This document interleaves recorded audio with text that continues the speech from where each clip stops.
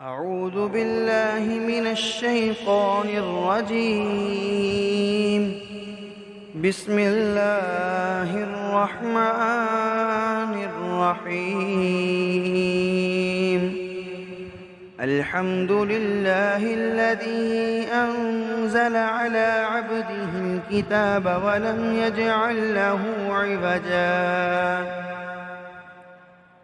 قيما لينذر بأسا شديدا من لدنه ويبشر المؤمنين الذين يعملون الصالحات أن لهم أجرا حسنا ماكثين فيه أبدا وينذر الذين قالوا اتخذ الله ولدا ما لهم به من علم ولا لآبائهم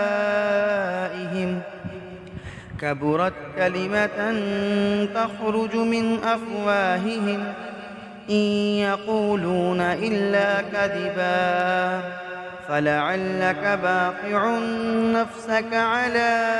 آثارهم إن لم يؤمنوا بهذا الحديث أسفا إنا جعلنا ما على الأرض زينة لها لنبلوهم أيهم أحسن عملا وإنا لجاعلون ما عليها صعيدا جرزا أم حسبت أن أصحاب الكهف والرقيم كانوا من آياتنا عجبا إذ أوى الفتية إلى الكهف فقالوا ربنا آتنا من لدنك رحمة وهيئ لنا من أمرنا رشدا فضربنا على آذانهم في الكهف سنين عددا ثم بعثناهم لنعلم أي الحزبين أحصى لما لبثوا أمدا نحن نقص عليك نبأهم بالحق إنهم فتية آمنوا بربهم وزدناهم هدى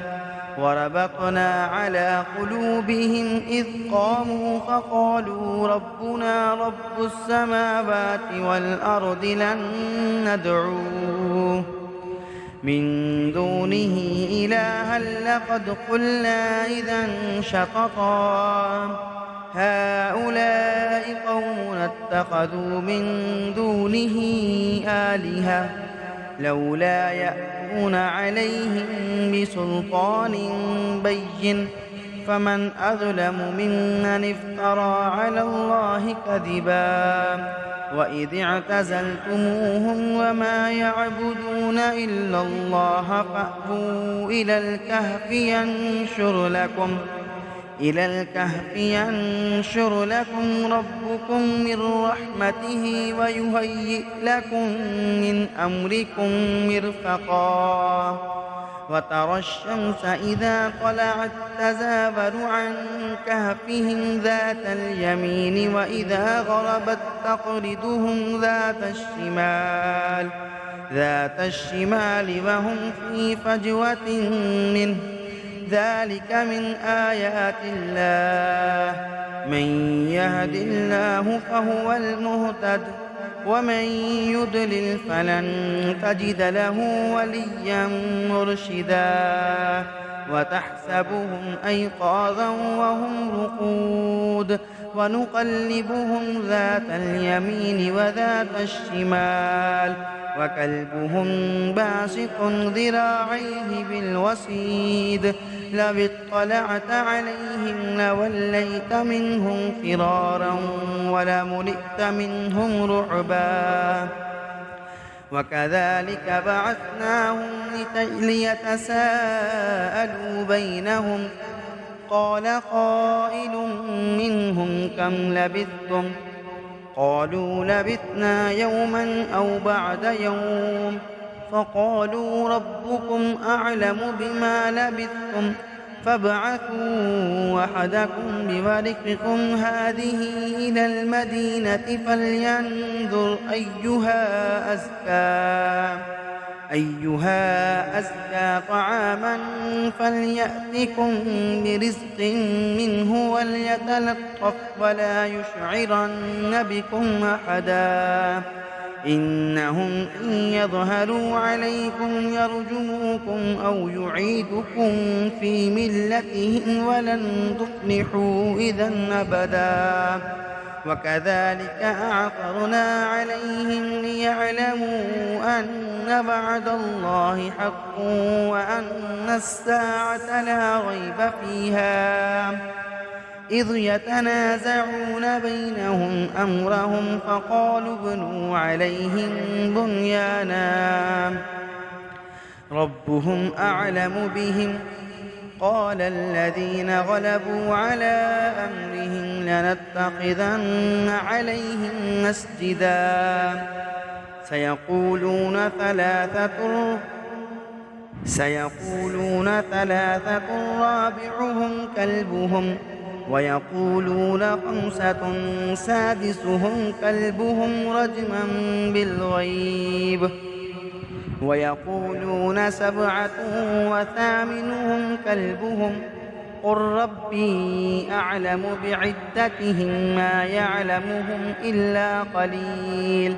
فلا تمار فيهم إلا مراء ظاهرا ولا تستفت فيهم منهم أحدا ولا تقولن لشيء إني فاعل ذلك غدا إلا أن يشاء الله واذكر ربك إذا نسيت وقل عسى أن يهديني ربي لأقرب من هذا رشدا ولبثوا في كهفهم 300 سنين وازدادوا 9 قل الله أعلم بما لبثوا له غيب السماوات والأرض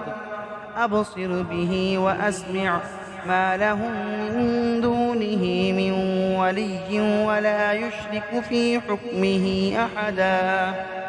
واتل ما أوحي إليك من كتاب ربك لا مبدل لكلماته ولن تجد من دونه ملتحدا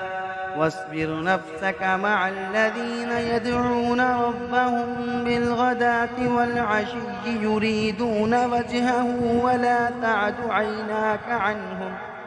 تريد زينة الحياة الدنيا ولا تطع من أغفلنا قلبه عن ذكرنا واتبع هواه وكان أمره فرطا وقل الحق من ربكم فمن شاء فليؤمن ومن شاء فليكفر إنا أعتدنا للظالمين نارا أحاط بهم سرادقها وإن يستغيثوا يغاثوا بماء كالمهل يشفي الوجوه بئس الشراب وساءت مرتفقا إن الذين آمنوا وعملوا الصالحات إنا لا نضيع أجر من أحسن عملا أولئك لهم جنات عدن تجري من تحتهم الأنهار يحلون فيها من أسابل من ذهب ويلبسون ثيابا خضرا من سندس واستبرق متكئين فيها على الأرائك نعم الثواب وحسنت مرتفقا واضرب لهم مثل الرجلين جعلنا لأحدهما جنتين من أعناب وحففناهما بنخل وجعلنا بينهما زرعا كلتا الجنتين آتت أكلها ولم تظلم منه شيئا وفجرنا خلالهما نهرا وكان له ثمر فقال لصاحبه وهو يحاوره أنا أكثر منك مالا وأعز نفرا ودخل جنته وهو ظالم لنفسه قال ما أظن أن تبيد هذه أبدا وما أظن الساعة قائمة ولئن رددت إلى ربي لأجدن خيرا منها منقلبا قال له صاحبه وهو يحاوره وكفرت بالذي خلقك من تراب ثم من نطفة ثم سواك رجلا لكن هو الله ربي ولا أشرك بربي أحدا ولولا إذ دخلت جنتك قلت ما شاء الله لا قوة إلا بالله إن ترني أنا أقل منك مالا وولدا فعسى ربي أن يؤتيني خيرا من جنتك ويرسل عليها حسبانا من السماء فتصبح صعيدا زلقا أو يصبح ماؤها غورا فلن تستطيع له طلبا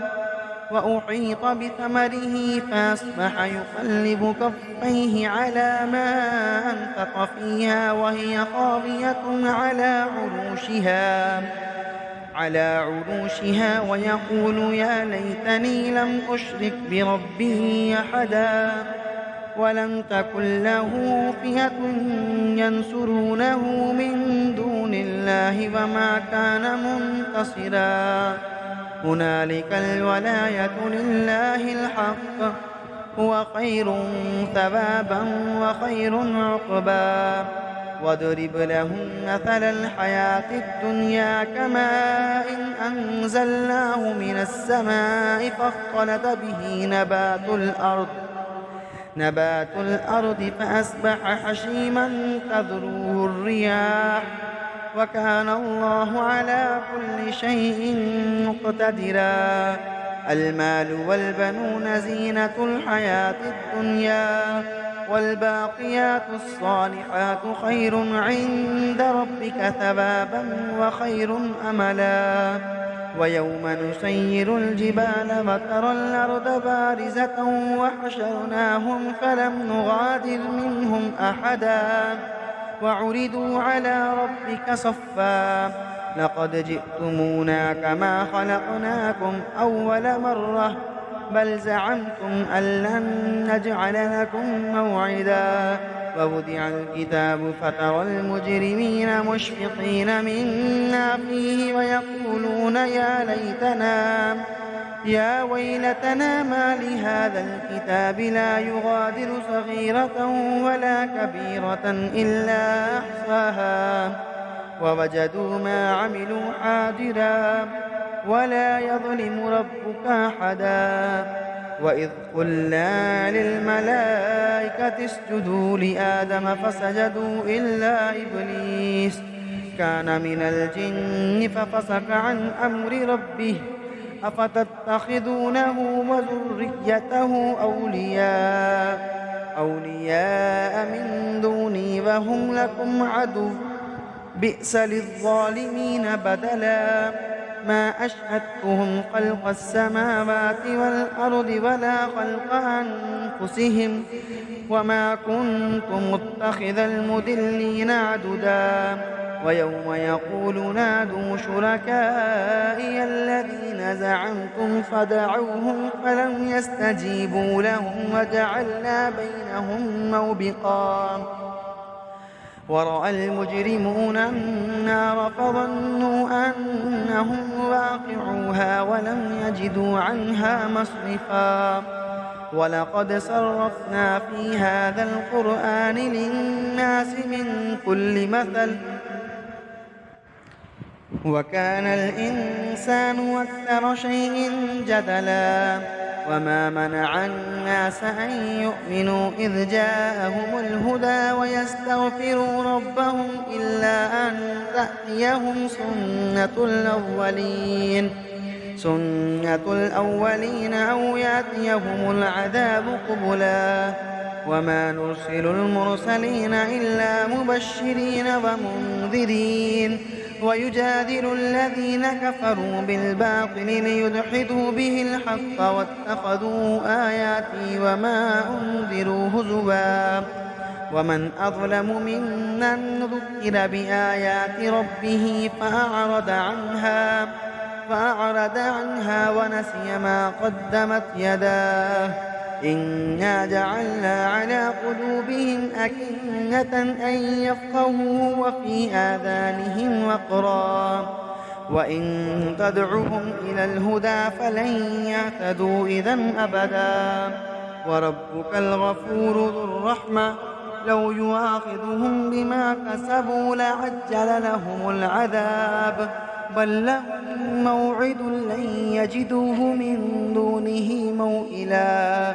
وتلك القرى أهلكناهم لما ظلموا وجعلنا لمالكهم موعدا وإذ قال موسى لفتاه لا أبرح حتى أبلغ مجمع البحرين أو أمضي حقبا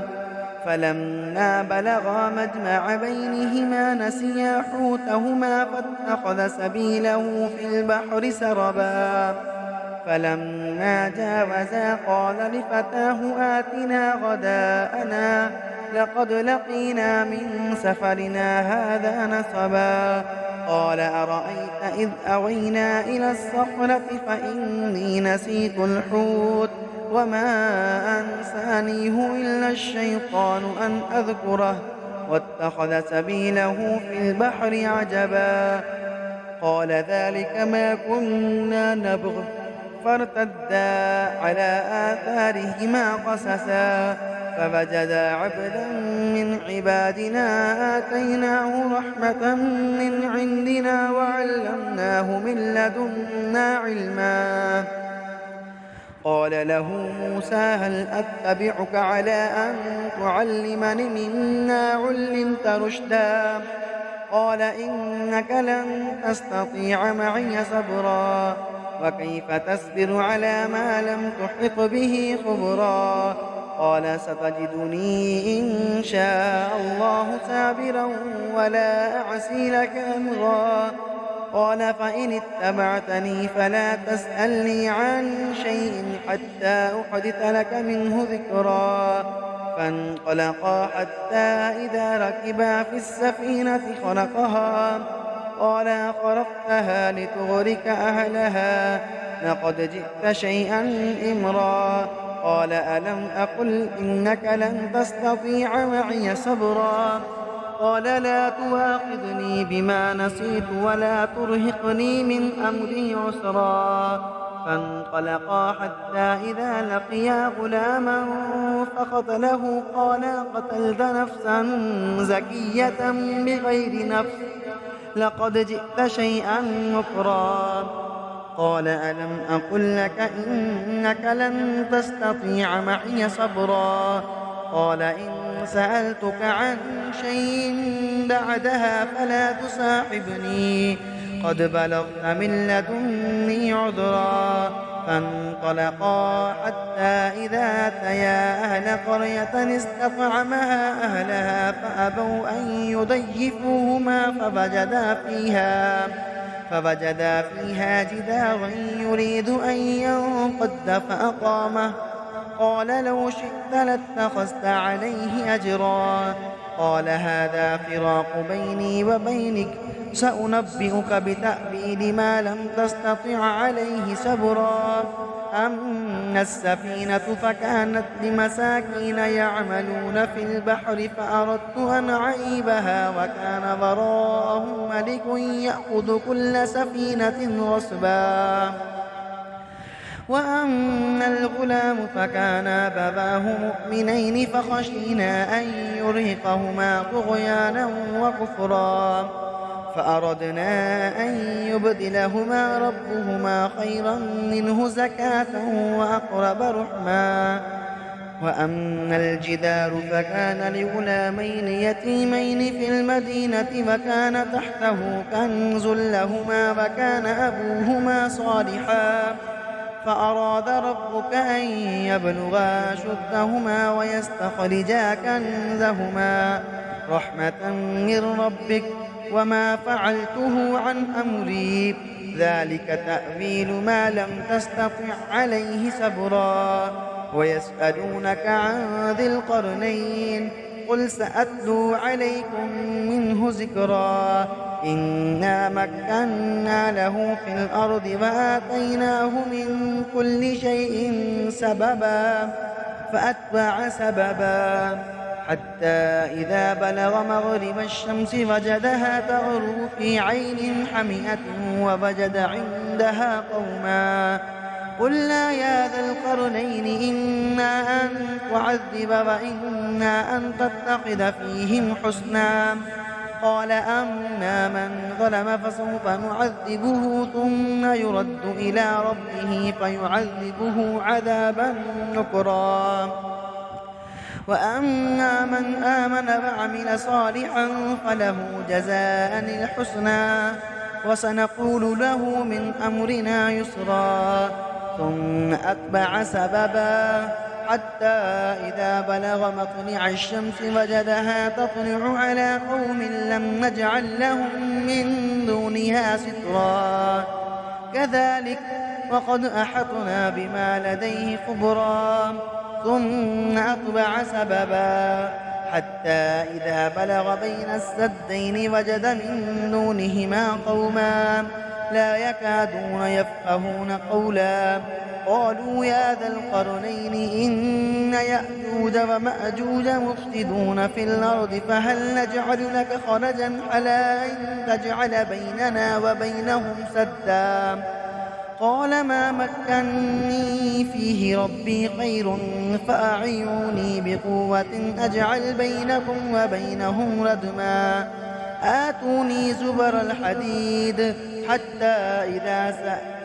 حتى إذا سابا بين الصدفين قال انفخوا حتى إذا جعله نارا قال آتوني يفرغ عليه قطرا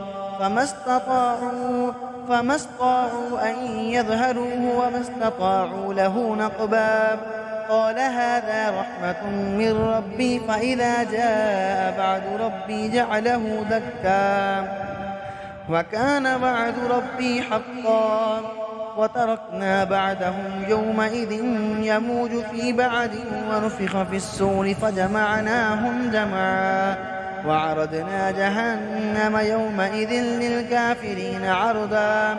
الذين كانت أعينهم في غطاء عن ذكري وكانوا لا يستطيعون سمعا أفحسب الذين كفروا أن يتخذوا عبادي من دوني أولياء إنا أعتدنا جهنم للكافرين نزلا